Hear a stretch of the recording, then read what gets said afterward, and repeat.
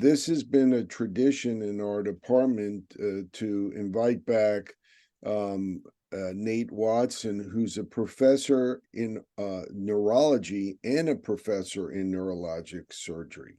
And he has been a huge friend to this department. The residents, of course, know him because they see him. He see him often enough, and he's a very active neurologist. He was born in Quantico, Virginia.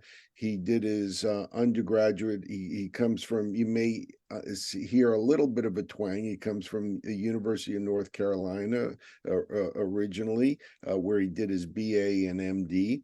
And then he came to the University of Washington, where he did internal medicine, followed by neurology.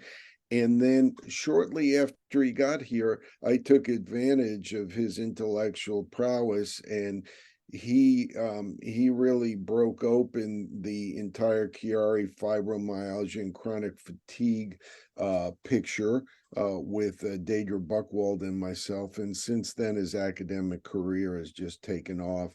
Over 20 grants, over 100 peer-reviewed publications, and his intellectual fingers are in everything from Alzheimer's to, as you see, Chiari malformations. Now, for the young residents that are new here, we have a sleep talk. I could hand you a sleep module, a video to watch about sleep that's required by the ACGME to understand why sleep deprivation is bad. So having said that, you all know what sleep deprivation does to you because you take call. But instead, 15 years ago, we started this series with Nate, and he comes back every year with a new academic twist and I remember most of his talks, like last year was on the new technologies to monitor people for sleep labs. This year I didn't know he was talking, but he's talking about Chiari malformations in sleep. He could talk about almost any neurophysiologic sleep issue in chronic disease that you can imagine. His intellect is that broad. So this is a lot of fun. This not only fulfills an ACGME requirement, more importantly, it fills your intellectual curiosity about sleep.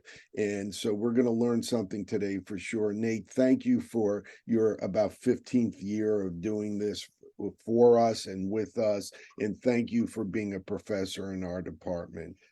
Take it away. All right. Well, Rich, thank you so much for that kind introduction, and as always for the opportunity to speak to your group, which is a fantastic group of trainees and providers and physicians, many of which I know personally, just a great department. Today I want to talk about Chiari malformations and sleep. And this was an interesting thing for me to delve into. As Rich mentioned, we have done research on Chiari malformations in chronic fatigue and fibromyalgia in the past, but there's really, when you think about Chiari, I had never spent a lot of time investigating the sleep-related associations, and I thought that this would be a perfect opportunity to take a deeper dive in this. So this is my pleasure to speak with you all today. So I'd like to start out with a case presentation, and then we'll kind of delve deeper as a result of going through the case. So this was a 12-year-old female. She came in, she was having symptoms. Some of these symptoms you might say would be typical for sleep disordered breathing, such as snoring, witnessed apneic events. So that would, obviously be bed partners is seeing people stop breathing for various periods of time during the night. Kind of being a restless sleeper, moving around a lot, having difficulty staying awake and having behavioral problems in school. Parents noted the patient to be a mouth breather with some chronic nasal congestion, and then also headaches that were daily that would often occur upon awakening, and but just really be a problem for this individual. So delving a little bit further, from a sleep perspective, we ask about parasomnias. Parasomnias are those activities that people do in their sleep, such as sleepwalking, sleep talking, confusional arousals, night terrors, and something called REM sleep behavior disorder that I'll talk about a little bit later. This patient didn't indicate anything in that realm. Narcolepsy symptoms, I've spoken about narcolepsy to you all previously, but that's a central nervous system hypersomnia that's associated with excessive sleepiness, and cataplexy, which is the loss of muscle tone in the context of emotion, usually telling and hearing jokes. So essentially, the paralysis that we all have when we're dreaming so that we don't injure ourselves, creeping into the daytime. Is what cataplexy is, but no symptoms of that, no symptoms of restless legs, which is essentially discomfort in the legs occurring in the evening and being relieved by movement. Typically, that's disruptive to sleep and can cause sleep onset insomnia. So none of that. The past medical history showed type 1 diabetes and asthma and some allergies, but otherwise had a normal birth history and development. And you can see the medications here related to the disorders in the past medical history, including insulin and Advair and Claritin. On physical exam, the vital signs were fairly unremarkable. When we looked in the throat, we did see 2+ tonsils. We saw a high arched palate and a Malformations 2. We look at Malformations as an assessment of sleep apnea risk, and 2 is not necessarily that elevated. Usually we see 3s or 4s in people with sleep disorder breathing. And then the neuro exam was normal except for a decreased gag reflex. And so we ended up ordering a polysomnogram and having the patient take Flonase to improve their nasal congestion. So here's the PSG. There's a lot going on here for those that haven't looked at them before, but at the top is the EEG. So that's telling us what sleep stage they're in. Then you have the leads that measure eye movement, that when we have rapid eye movements, then we're in REM sleep. You can look at snoring, the EKG, limb movements, end-tidal carbon dioxide, which we do monitor from time to time to look for hypoventilation. Then you look at the pressure flow transducer down here. You look at a thermistor, which measures the temperature of air, which is another way of measuring airflow, and then chest and abdominal movement, which are indicating whether or not respiratory effort is actually there. And in this instance, what you can see is that these CAs are central apneas. This is where you can see there's no attempt to breathe and there's no air movement, okay? Most of the time that we're diagnosing sleep disorder breathing, it's obstructive sleep apnea. It's like a physical blockage or a collapse of the airway. Much more rarely do we see central apneas, but they do occur. And sometimes, mostly when we see that, it's going to be related to somebody who has congestive heart failure that has something called Cheyne-Stokes respirations, which is a crescendo-decrescendo respiratory pattern with central apneas in between. That's not what we're seeing here. This is just sort of idiopathic central sleep apnea. So if we look at all the measures that we got, total sleep time, a little over 6 hours. Sleep efficiency is the amount of, or the percentage of time that somebody's in bed trying to sleep, that they're actually asleep. 87% is pretty good. Normal is 85% and up. Took them 11 minutes to fall asleep. That's normal. REM latency of 180 minutes is a little bit prolonged, but oftentimes it is on a sleep study because they're in a strange sleeping environment. If you look at the sleep stages, the REM sleep's a little low. Stage 1's a little high. Again, strange sleeping environment can do that. But importantly here, if we look at the apnea-hypopnea index, so that's the number of apneas and hypopneas occurring per hour. And I'll talk about exactly what those are in a second, but 47 is high. Normal would be 5 or less. And you can see that they did have obstructive apneas and obstructive hypopneas, but predominantly these were central apneas. If you look at the oxygenation on average, it was 95%, which is fine, but it did drop to 79%, which is substantially reduced at one point. They spent 2% of the night with a saturation below 90%. So all told, if I look, you look at this, you'd say, this is severe sleep apnea, predominantly central, but there's really central and obstructive sleep apnea going on here.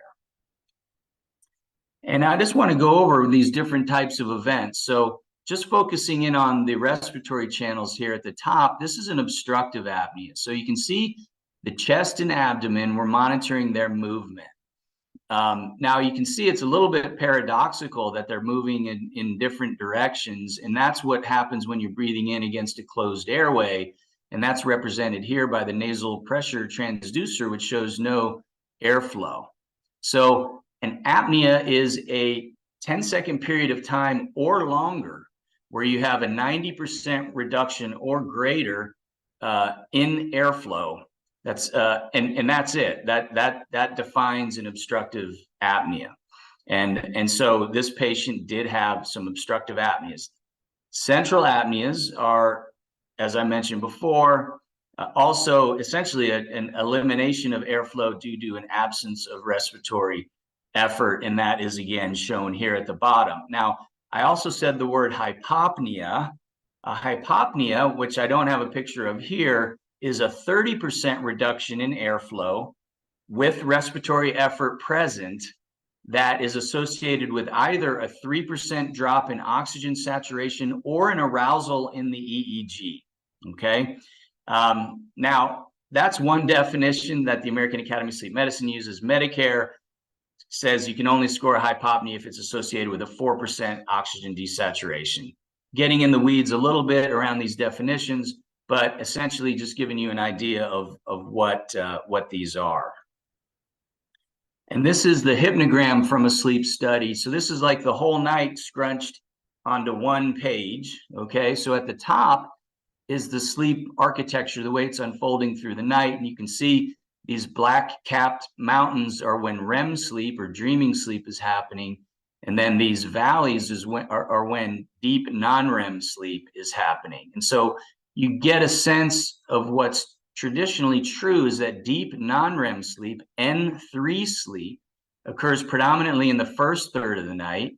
And then REM sleep kind of occurs more towards the last third to half of the night. Here you can see the oxygen saturation being compromised. These are the extent of the apneas and hypopneas, and then they're broken down by individual events. And you can see all the central apneas represented here as opposed to the hypopneas and obstructive apneas, which are far less frequent. Here are the arousals, which is a 3-second period of time or longer where you see a change in the frequency of the EEG, usually a speeding up of the EEG. It's a measure of sleep fragmentation. And then limb movements down here, which we often see limb movements associated with respiratory events, because fortunately, when your oxygen levels drop at night, your brain wakes you up enough to clear your airway to begin breathing again. Usually you're not aware that these awakenings are happening. They're kind of subconscious arousals that clear the airway, but don't wake you up. Sometimes they can, but oftentimes don't wake you up. All right, so getting back to our patient, so 12-year-old girl, multiple symptoms and signs of sleep apnea. Severe sleep apnea, as I mentioned, that were mostly centrals, but not the Cheyne-Stokes respiration pattern that we sometimes see again in patients with congestive heart failure or patients that have had stroke or other neurologic problems. Severe desaturation and O2 saturation nadir of 79%, and then sleep was moderately disrupted. So we did what we often do when we have patients with sleep apnea. We started her on CPAP, which is basically pressurizing the airway. It's a pneumatic splint. It basically holds the airway open so people can breathe in and out without difficulty. Interestingly enough, CPAP oftentimes will effectively treat central sleep apneas as well, which is a little bit of a puzzle, but nonetheless, we do see that. And because in this younger individual, they had the headache issue, the reduced gag reflex, and the central sleep apnea, we ordered an MRI to evaluate for a central source. So here's the MRI, and I think most people in the audience probably can see pretty quickly that what we're looking at here is a Chiari 1 malformation with the cerebellar tonsillar ectopia 2 centimeters below the Chamberlain line. There's no syrinx seen, although usually you would get you would image the whole spine, because the syrinx is often in the cervical area, but it can be in thoracic and lumbar areas as well, if there is one associated with the Chiari. But you can see here the malformation, and a SINA phase contrast MRI was done as well, which showed compromised CSF flow around this area too, which ends up being a really important component of evaluating patients with this problem as far as deciding whether or not to proceed with surgery. And here's some of the cerebellar anatomy, and I just have this slide here to point out that the areas that are typically involved in this problem are going to be the tonsils, represented here by G, and then over here the cerebellar vermis. So those are the areas that are typically going to be herniating down through the foramen magnum in patients with Chiari, and that's going to be causing the clinical symptoms and the problems. So a little bit on the history of this. This is a picture of Hans Chiari. He was really the person to first kind of categorize these malformations and describe them in great detail, although the very first person to mention it or to indicate that this may be an issue is John Cleland a few years earlier. But really, Hans Chiari is the one who's noted for bringing this forward to the broader medical community. And basically, he described these anatomic abnormalities and divided them into 4 groups, and stated that these are essentially congenital conditions involving anatomic abnormalities in the craniocervical junction with downward displacement of the cerebellar areas that I mentioned before. And in most cases, you kind of get crowding of all these neural elements around the foramen magnum, and that with this smaller posterior fossa is what causes the clinical symptoms and all the problems in people that have this malformation. And a lot has happened in relation to Chiari's over the ensuing 150 years. And so this is a recent publication looking at really explaining all the different types of Chiari malformations that have been published in the literature through the years. There's 9 of them here. I think that a lot of these are not necessarily Chiari malformations. In fact, you can see many of them more related to cerebellar hypoplasia or aplasia, or tonsillar wrapping and things like that. I think really what you're looking at here is sort of Chiari 1, 2, and 3 as being the ones mostly that we think about clinically, that we see that we need to potentially intervene to treat. So let's go through a few of these. So this is another example of a Chiari malformation 1. You can see at the arrow where you have herniation of the cerebellar tonsils, caudal displacement essentially of the brainstem as well through the foramen magnum. It's often associated with syringomyelia, anywhere between 19 and 75% of the time. So if you have a patient with this, you need to look carefully for that, and it usually presents in young adulthood. Now it's really interesting. You can see that there's this 3 to 5 millimeter range. I think that if it's over 5 millimeters, you can be fairly confident that this is a clinically meaningful problem. I think if it's 3 to 5, then you really, whether or not you're going to intervene is going to depend on the presence or absence of symptoms and what the SINA phase contrast MRI shows at that time. One important point is there's no correlation between the extent of or the length of the herniation and symptom severity or symptom presence. So, it's something that I think is a little bit counterintuitive, but yeah, that doesn't necessarily seem to correlate really well with symptoms, which is, one of the challenges of identifying and treating this problem. Here's a cervical syrinx. And, there's a lot of talk about what causes this. Originally, it was thought just forcing CSF because of a blockage otherwise that Chiari causes in CSF flow, that CSF would get forced into the central canal of the cord. However, it's been established that the syrinx of Chiari is non-communicating. So it's not thought that that is what's going on here. But rather you have this craniospatial pressure dissociation due to this CSF flow blockage in the subarachnoid space at the level of the foramen magnum. That causes a pressure backup in venous systems with associated engorgement of Virchow-Robin spaces. Then that excess fluid dissipates into the substance of the spinal cord. So you get spinal cord edema related to this. And then at some point, the fluid accumulation overwhelms the resorptive power of the parenchyma. And this causes the fluid to dissipate into the central canal and dilate it, resulting in syrinx formation. So yeah, can't emphasize enough that this needs to be looked for in people that have Chiari 1 in particular. Here's a image of a sagittal image of somebody with a Chiari 2 malformation. You can see tectal beaking at the dashed arrow at the top, a small fourth ventricle, and then you see the herniation and the impact on the medulla with the arrow at the bottom. So yeah, I mean, here you again, you have herniation of the cerebellar vermis and tonsils through the foramen magnum into the upper canal. Again, usually associated with syringomyelia or a myelomeningocele. Typically in this, you're going to see hydrocephalus and displacement of the fourth ventricle, often below the foramen magnum, and this would present in infancy.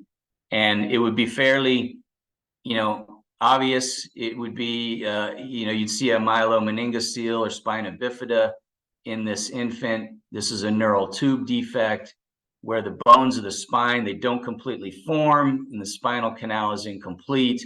And then this allows the spinal cord and meninges to protrude out of the child's back. So if you see this in a child, you have to think Chiari 2 malformation very likely being present as well.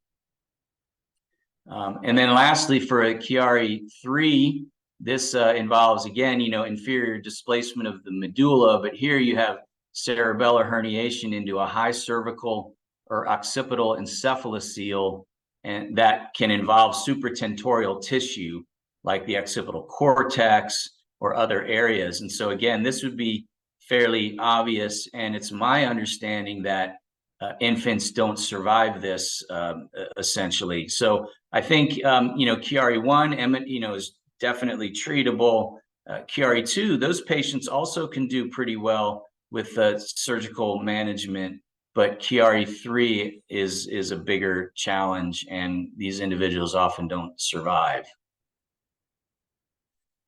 So if we think about the epidemiology of this a little bit, we have to understand that, Chiari malformations can be present and without any symptoms. So it's a little difficult to know exactly what the incidence or prevalence is, but estimates for symptomatic Chiari are around 1 in 1,000. Chiari 1 is the most common type, but the most frequent type of Chiari presenting in childhood is Chiari 2.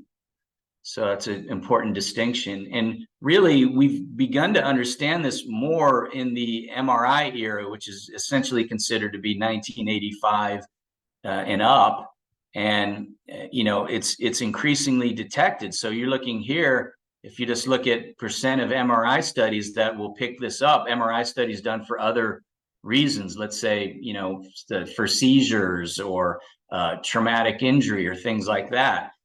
Picking up Chiari in 1 to 3.6% of MRI studies. And I think this is what presents a challenge to the neurosurgical community, which is, when do you intervene or not? Or when do you watchfully wait and see what happens? And that's kind of like the art of neurosurgery and managing Chiari and bringing your experience to bear to make those decisions. But yeah, I mean, an incidental MRI discovers Chiari in a third of patients who do not have clinical symptoms. So that happens, and it happens not infrequently. There's a lot of thought about what causes this. There's a lot of different theories that I've kind of laid out here. There's this molecular genetic theory that this is related to genetic defects or the programming of hindbrain segmentation and growth of associated bone and cranial structures. So a small, genetically small posterior fossa, essentially. You have the crowding theory that, kind of riffing on that a little bit, that the restricted growth of the posterior fossa causes compression of neural tissue, which then causes squeezing of tissue through the foramen magnum, like toothpaste through a tube. You have the hydrodynamic pulsion theory that suggests early progressive fetal hydrocephalus pushes down the brainstem and cerebellum. You have the oligocerebrospinal fluid theory, where the proposal here is that you have defective closure of the neural tube early in fetal development. You get leakage of CSF and insufficient cerebrospinal volume to fully distend the embryonic ventricular system, which in turn causes that small posterior fossa. And then you have the traction theory, which suggests that downward displacement of cerebellar tissue is due to traction by a tethered cord. But I think that the traction theory has been debunked.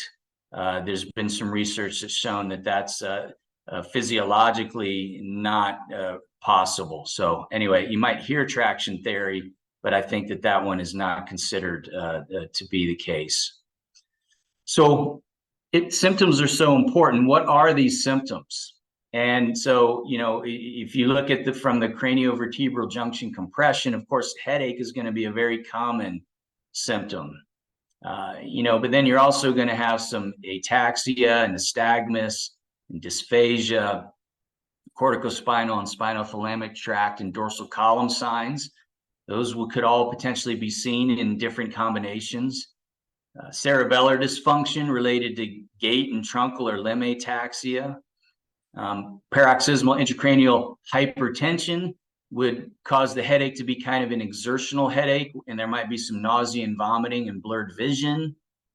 The central cord disturbance from a syrinx would cause pain with a cape-like loss of sensation and long track signs. And then bulbar palsy as well, where you have involvement of lower cranial nerves. And this ends up being particularly important when we consider how Chiari malformations impact sleep. And we'll talk about that in a little bit here. So, yeah, I mean, how do we make the diagnosis here? It's really based on neuroanatomy. There's no biomarkers in the blood. To my knowledge, there's no CSF test or cultured tissue that can be done to confirm the diagnosis. So it's really all about the neurologic exam and the neuroimaging. So as I've shown you, these sagittal images revealing tonsillar herniation on an MRI, and the phase contrast SINA MRI, looking at impaired CSF flow across the foramen magnum. That's important because research has shown that people that don't have impaired CSF flow across the foramen magnum, if you do intervene surgically, there's a lower chance of success, of clinical success. So that's something to factor in if you're considering whether or not to do surgery, to assess whether or not there's CSF flow compromise. And then, as I've mentioned a couple of times before, once you note the Chiari, you do a full spine MR scan survey to evaluate for a syrinx. And that we think, this can occur anywhere along the spine. So, we don't just look in the cervical areas. And, you know, when we think about children, you know, they can present a particular challenge in trying to figure out if they have a Chiari 1 or not.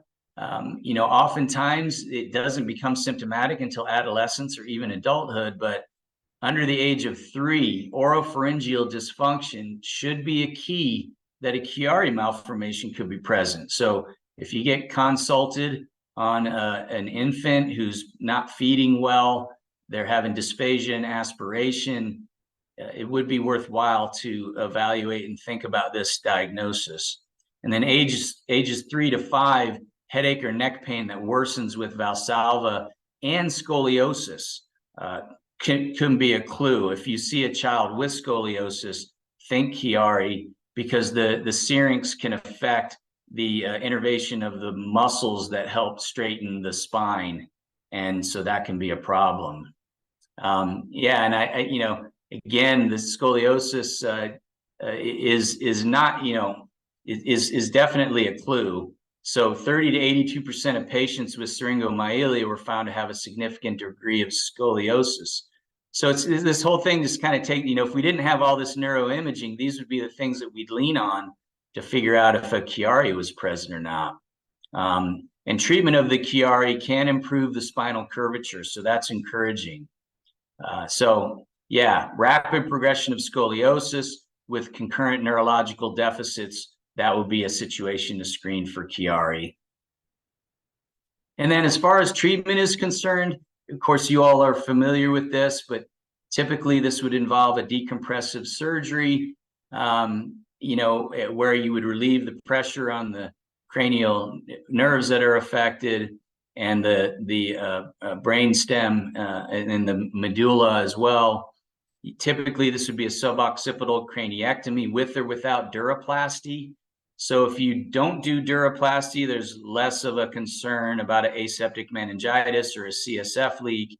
However, there's a greater chance that you might have to reoperate because symptoms would return. If you do a duroplasty, there's a lower risk of having to reoperate, a greater chance of success, but you do have these associated risks of aseptic meningitis or a CSF leak. There's also a transoral odontoidectomy that it can be used for patients with craniovertebral junction malformations like basilar invagination who failed posterior decompression. So I don't think you would go to this right off the bat, but this might be something if you had to go back in and take a different approach.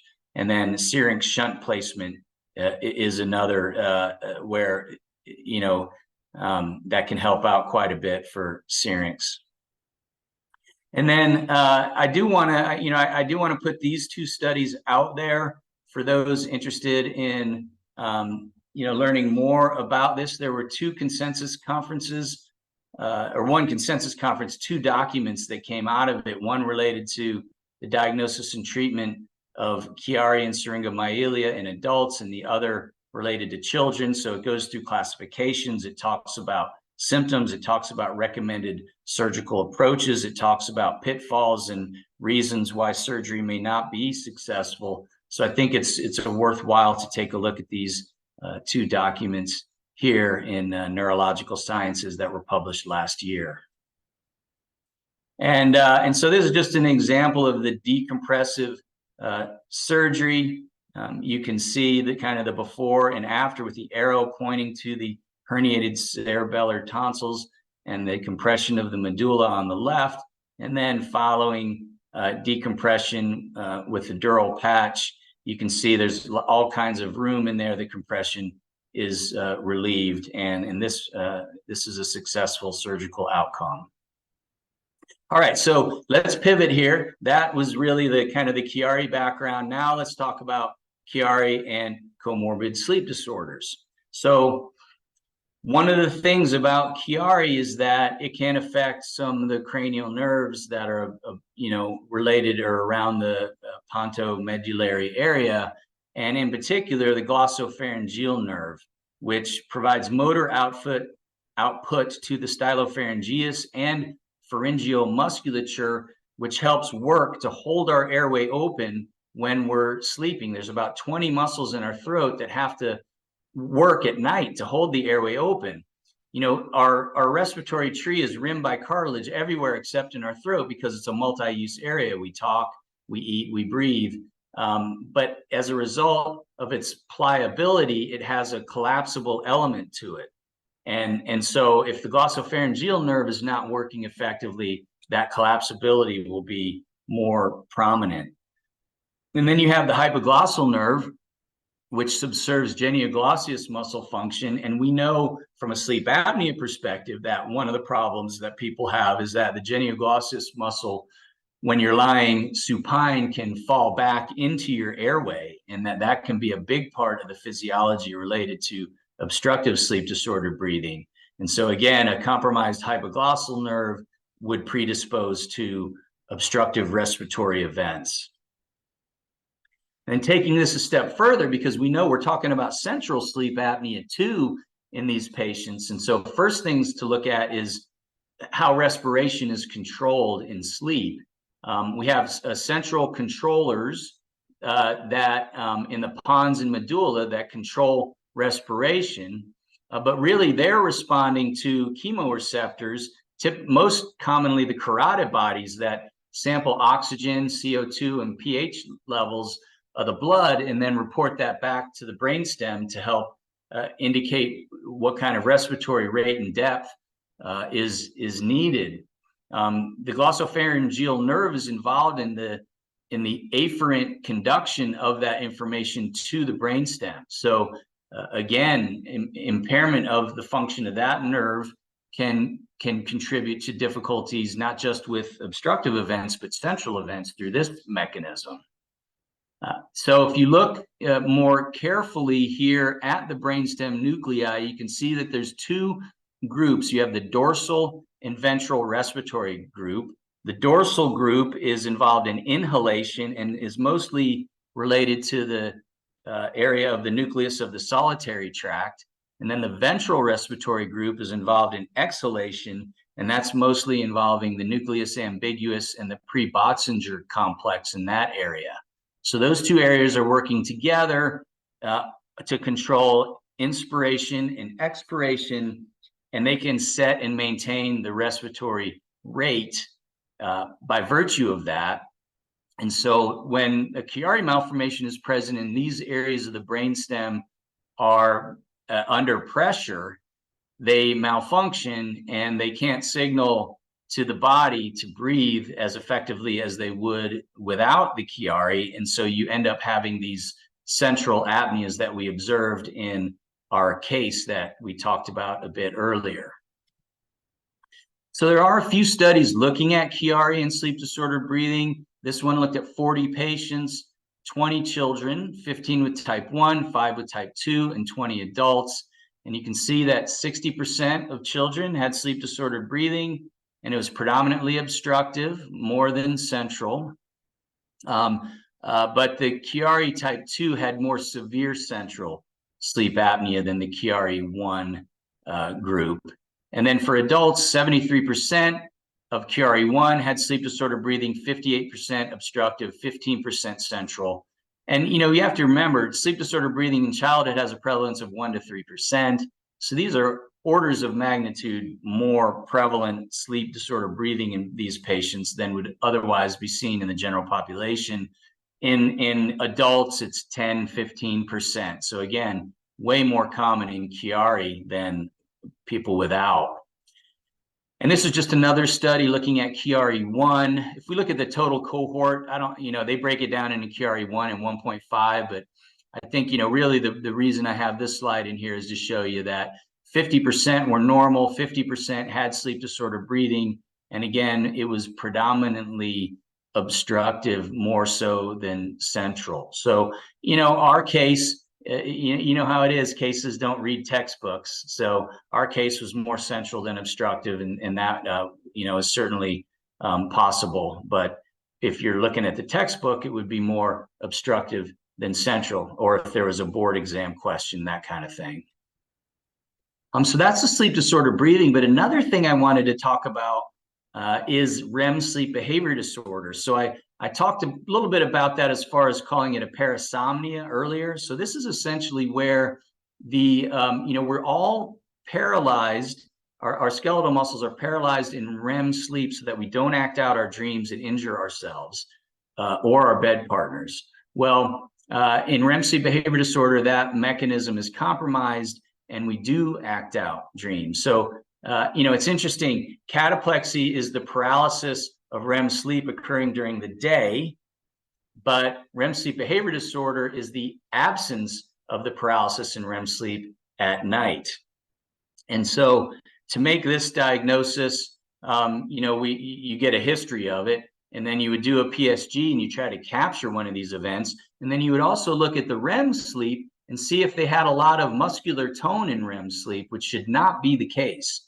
And so those are the things that can give it away. And I did find one study that suggested 22% of Chiari patients had these episodes of REM sleep behavior disorder, of acting out their dreams at night.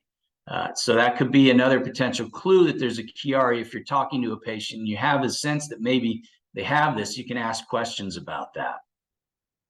So this is a diagram of cataplexy occurring. And again, we talked about narcolepsy previously being a loss of the neuropeptide orexin producing cells in the dorsolateral hypothalamus.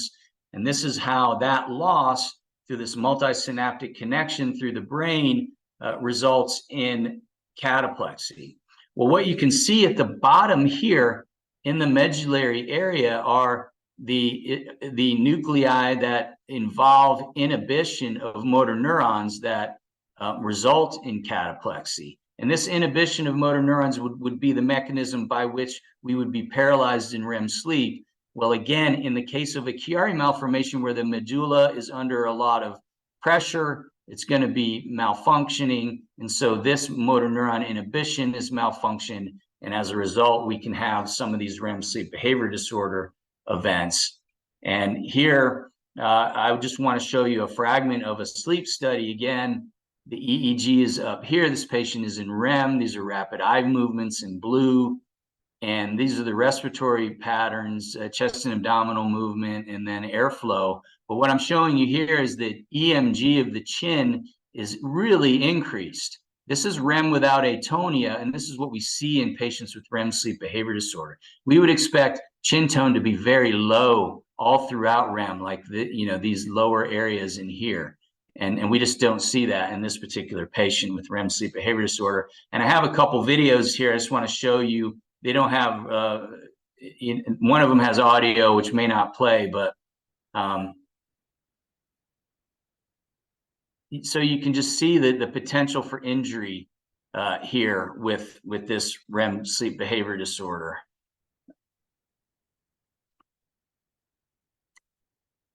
So they're responding to their dream. They can get out of bed, they can run across the bedroom, they can punch bed partners, they can injure themselves.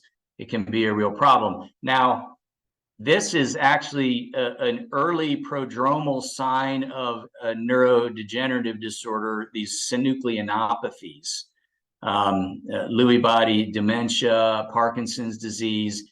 If people develop REM sleep behavior disorder, there's evidence that over the ensuing years to decades that they may very well develop a synucleinopathy, but also associated with Chiari malformations. And so the treatments for sleep disorders in Chiari malformations, for us as medical doctors, of course, we would go with the PAP therapy and try to control things there. We would control pain.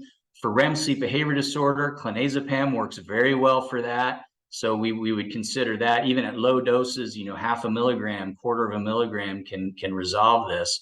And then, of course, surgical decompression in those that are symptomatic, suboccipital craniectomy and with or without a dural patch we'd want to work with our neurosurgical colleagues to get that treatment taken care of. And so if we do surgery, if we decompress the area, what does that do to the sleep apnea? And so here's a looking at pre and post sleep study results in a number of patients with Chiari malformation type 1. And what you can see, substantial reduction in the apnea-hypopnea index from 17.5 to 6.1, reduction in central apneas from 6.3 to 2.7, obstructive apneas from 2 to 1.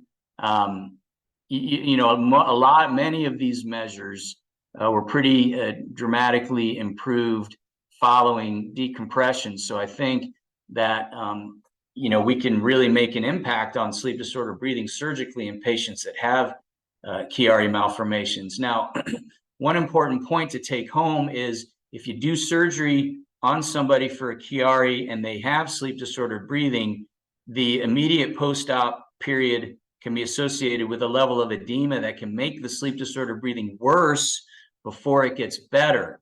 So you're going to want to monitor these patients for their respiration at night for a handful of days after surgery to make sure that they're breathing effectively and not getting in trouble following this decompressive surgery. And here's another study by Gagnadou et al. Looking at 16 patients with type 1. 75% had sleep disordered breathing before surgery. Half of them had central sleep apnea. And you can see once the decompressive surgery was done and everything had healed up, 205 days later, there was a decrease in the central apnea index from 15 all the way down to 1, and a decrease in the obstructive apnea index from 24 down to 10. And this is interesting because we see this in other neurologic diseases where the central apneas improve more than the obstructive apneas. For instance, stroke. Sleep apnea is very common following stroke. And when people improve after the stroke, if they have sleep disordered breathing, their central apneas get better more than their obstructive apneas. So anyway, this is something that we tend to see in these patients. So what about recurrence? Another thing is if sleep disordered breathing symptoms return in a patient that you've done decompressive surgery on, that can be an indicator that they have a recurrence of their Chiari. There's not a lot of studies really looking at Chiari, incidence of Chiari recurrence, especially in regards to sleep disorder breathing. But it's just something worth thinking about as you manage patients with this problem. So, getting back to our case here, as I get towards the end, this patient underwent suboccipital craniectomy with duroplasty. Their headaches improved, their sleepiness improved, their snoring resolved. A number of months later, a sleep study was done which showed, dramatic improvement in the apnea-hypopnea index with improvement of both the saturations and central and obstructive apneas. And we discontinued the PAP therapy in this particular patient.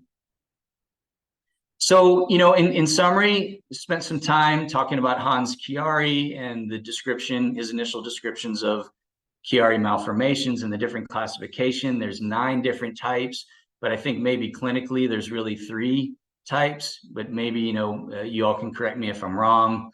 I talked about the epidemiology, 1 in 1,000 maybe, but it's hard to know because it can be asymptomatic and it's often found incidentally in MRIs done, particularly in young people for other reasons, whether it's seizures or traumatic brain injury or things like that.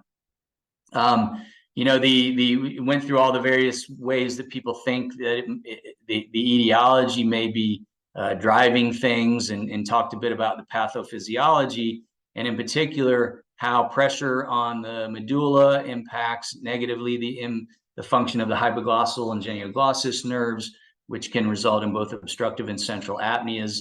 Also, the pressure on the dorsal and ventral respiratory groups in the medulla and how that can compromise respiration. Diagnosis is a sagittal MR and a cine phase contrast MR to look at CSF flow. And I think, if you're over 5 millimeters, you can feel confident about the diagnosis. If you're 3 to 5, you're going to want to see symptoms, and you're probably going to want to see compromised CSF flow associated with this. Otherwise, there's some trepidation around whether or not surgical intervention would be effective. But yeah, suboccipital decompression, probably mostly with a dural patch, I would think, is going to be the treatment. Of course, for us, we would treat the sleep disorder breathing typically with PAP. And then lastly, this kind of curious notion of having REM sleep behavior disorder occur, or some of these events occur in younger people. And if that's the case, that could be a clue that this is the root cause of the problem, is a Chiari malformation. And so with that, I thank you very much for your attention, and I'm happy to take any questions, or if anybody has any comments about Chiari they'd like to share with the group, that would be fantastic. So thank you very much. Nate, that was wonderful. And since I have a passing interest in the field, you did an absolute fascinating job. And just more of your chronic fatigue, fibromyalgia, now Chiari, looking at our patients, amazing. Just really, and thank you for covering all the aspects of how to analyze sleep apnea as central and otherwise. Any questions? Anything? We have 62 people on the video here.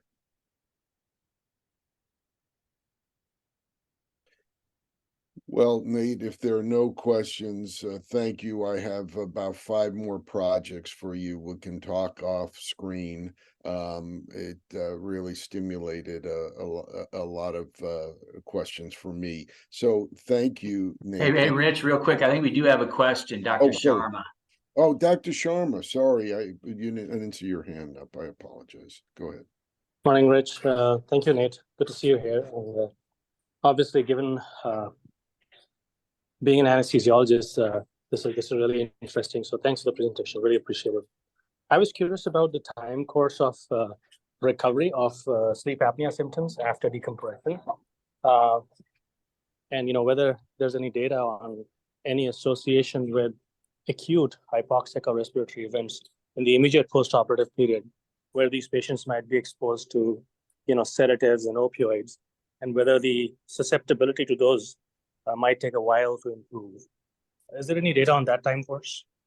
There's not data on that, but I think it's very astute of you to point out. I mean, if you have all the sedating medications, you have the postoperative edema, I think the expectation would be that things would, as I mentioned, get worse before they would get better. So I would think that this would require a higher level of monitoring following surgery than maybe some other different types of disorders that you all might treat. As far as how far out you need to go before you see dramatic symptom improvement, I mean, there's no data on that, but I would expect it to occur within the first couple of weeks, and then probably be maximal over a couple of months. I mean, you can see the one study that went out, I think it was maybe a couple hundred days before they did their second PSG. So you all would probably know better than me, how quickly the edema resolves and things settle down following surgery in the posterior fossa. But yeah, I just think it's a cautionary tale in general. We know, look, sleep apnea, 85% of people that have it are undiagnosed and untreated. And so a lot of people are showing up and having surgery that nobody knows this is an issue. And we know that we've gotten in trouble postoperatively when patients are sedated and they have an undiagnosed sleep disorder breathing, that things can get really problematic really quick. So Dr. Sharma, I'm sure you're asking patients about sleep disorder breathing on your intake for surgeries, and I just think being aware of that, being cognizant of that, can improve the chances that there won't be any untoward outcomes following surgery. And you actually just planted a very, very interesting seed. Dr. Christoph Hofstetter and I were recently working on a study that we are still to analyze and publish, where we're looking at perioperative sleep disturbances in patients getting ambulatory spine surgery. And the idea being to use a wearable device to look at sleep in their natural sleep settings and see what happens after an ambulatory surgery. Obviously, we did exclude patients with intracranial disorders from that, but based on this presentation, it'd be really cool to examine specifically Chiari population to see what happens to that group. So Yeah. thank you. Yeah, great point. Yeah, send me an email. We can continue the conversation. Yep, it's really a good idea, Deepak. Anybody else? This is Jake here. Good morning, Dr. Watson, Dr. Allenbogen. Thank you. I was just wondering if maybe both of you could comment on the utility of duroplasty, or comment more on the utility of duroplasty in addition to just bony decompression for these patients, and whether we see a dramatic difference by expanding the intradural space and not just the foramen. I think you just proposed another research project, and it's funny, Jake. Yesterday, I had a 17-year-old girl that the team did a decompression on, and the parents insisted we not do a duroplasty. They said we don't, we've read in the literature where there's leaks all the time, and we couldn't convince them otherwise. So we may have, that's a really good project. Maybe one paradigm that we haven't looked at. What is looked at in Dave Limbrick's study was, did it cause the syrinx to collapse? And the answer is duroplasty does help with syrinx collapse, but we haven't looked at the sleep. So does it improve the sleep? That's a great idea. And another a mutation of that would be, how about does the volume matter for the improvement of the sleep apnea? In other words, if you don't give them enough volume. So Jake, I think you're on to something. At least it'd be interesting in that population, which we have a lot of patients, as Nate knows. Cool. Yeah. Let's look at it. Yep. Okay. I'm on it. Nate? Anything? Yeah. No, I think that's I think there's more questions than answers, Rich. So yeah, let's seek some answers.